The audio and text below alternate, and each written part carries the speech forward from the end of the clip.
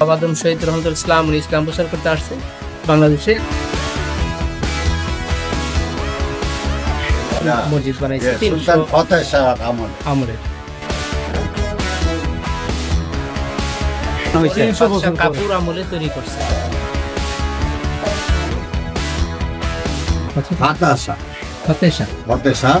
তার ছিলেন গভর্নর ছিলেন মানে ভারতবর্ষ।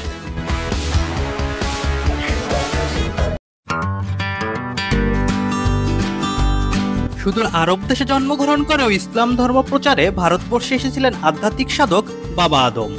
উপমহাদেশে সেন শাসন আমলে 1178 সালে ধলেশ্বরীর তীরে মুন্সীগঞ্জের মীরকাদিমে আসেন তিনি।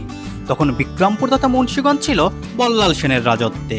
ওই বছরই বল্লাল সেনের হাতে প্রাণ দিতে হয় বাবা আদমকে। শহীদে বাবা আদমকে মীরকাদিমের দরগা বাড়িতে দাফনের পর তার মাজারের পাশে 1483 সালে নির্মাণ করা হয় বাবা আদম মসজিদ। এটি ছিল তার মৃত্যুর 319 বছর পরের ঘটনা। সেই থেকে 540 বছর ধরে ঐতিহ্যের সাক্ষী হয়ে টিকে আছে এই মসজিদটি। আসসালামু আলাইকুম, স্বাগত জানাচ্ছি এক্সপ্লোর অ্যান্ড ডিসকভারিতে। নতুন নতুন ভিডিও পেতে লাইক এবং সাবস্ক্রাইব করুন explore and discover YouTube channel এবং Facebook page, link in the description box.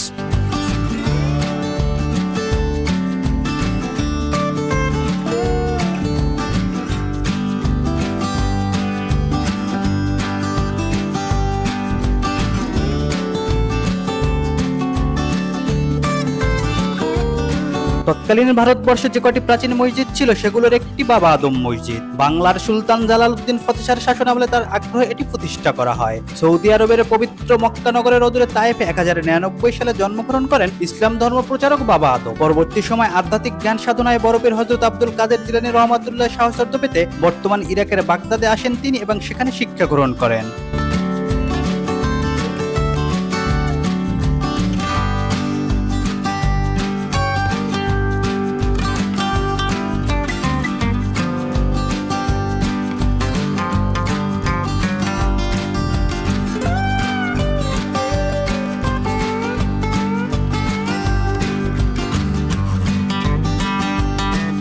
ছয় গম্বুজ বিশিষ্ট এই মসজিদের নির্মাণ শৈলী মনোমুগ্ধকর।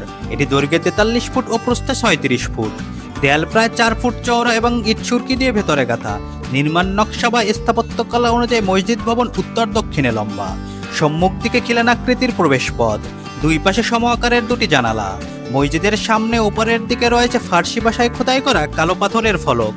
মসজিদের ভেতরে ঢুকে সামনে এগোলে 4 কোণায় 4টি ত্রিভুজাকৃতির স্তম্ভ চোখে পড়বে।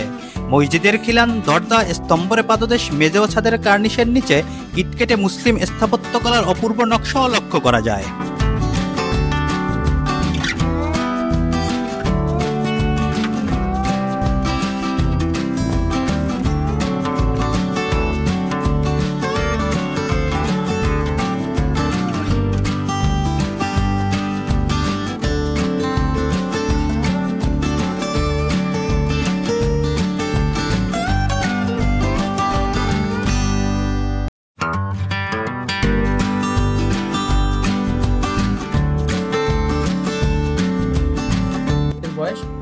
আর বাবা আদম শহীদ রহমতুল্লাহ ইসলাম উনি ইসলাম প্রচার করতে আসছে বাংলাদেশে, আর ভারত থেকে আসছে। আর তারপরে তার তায়েফ থেকে আসছে। তো 319 বছর পরে না মোহন দাদা প্রায় মসজিদ বানাইছে। এই যে বাবা আদম শহীদ মারা যাওয়ার পরে মসজিদ বানাইছে আমলের। 542 বছর আনুমানিক। উনি মরে যাওয়ার পরে তারপরে এই মসজিদ বানানো হয়েছে।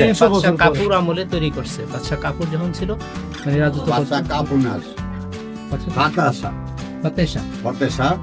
তার ছিলেন গভর্নর ছিলেন মানে ভারতবর্ষ। যাই হোক, ওটা সামনে লেখা আছে সাইনবোর্ডটা, মোটামুটি কত বছর কত আসছে মসজিদ বাবা আদম শহীদ, তারপরে কত বছর পরে বানাইছে সম্পূর্ণ সামনে লেখা আছে, ওটা দেখে।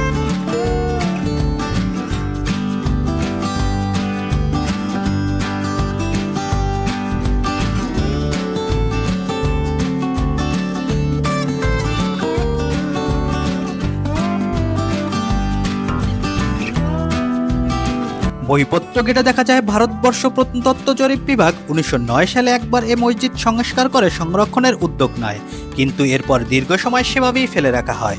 1991 সালের দিকে এর চারপাশে লোহার সীমানা বেড়া নির্মাণ করা হয়।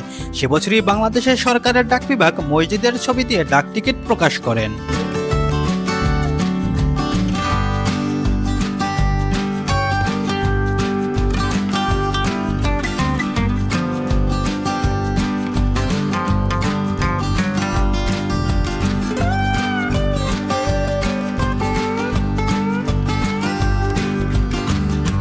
বাবা আদমের এই মসজিদটি বর্তমানে বাংলাদেশ সরকারের অধীনে প্রত্নতত্ত্ব বিভাগের সংরক্ষিত ইমারত। মসজিদটি সংস্কার করা হয়েছে এবং তুলনামূলকভাবে ভালো অবস্থায় টিকে আছে। মসজিদ ছাড়া এখানে রয়েছে বাবা আদমের মাজার। প্রচলিত ধারণা অনুযায়ী বাবা আদম শহীদ এখানে ধর্মীয় যুদ্ধে শহীদ হন এবং তাকে মসজিদের সন্নিকটে সমাহিত করা হয়।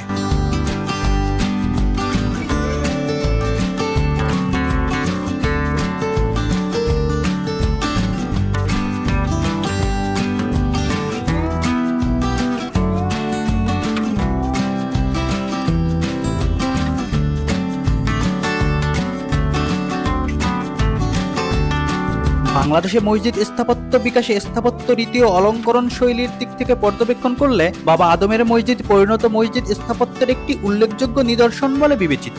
বাবা আদমের মসজিদের সন্নিকটে মসজিদ প্রাঙ্গণের দক্ষিণ পূর্ব কোণে একটি নবনির্মিত ক্ষুদ্র কবর আছে। কবরটি বাবা আদম শহীদের মাজার বলে পরিচিত। পূর্বে কবরের উপরে কোনো আচ্ছাদন ছিল না। কবরটি বর্তমানে তারিখবিহীন এবং এতে কোনো শিলালিপি নেই।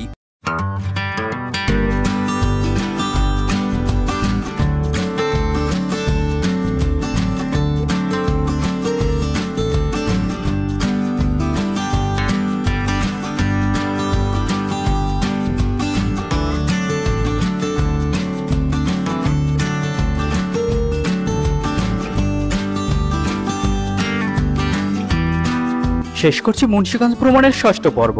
নতুন নতুন ভিডিও পেতে লাইক এবং সাবস্ক্রাইব করুন explore and discover YouTube channel এবং Facebook page. Link in the description box.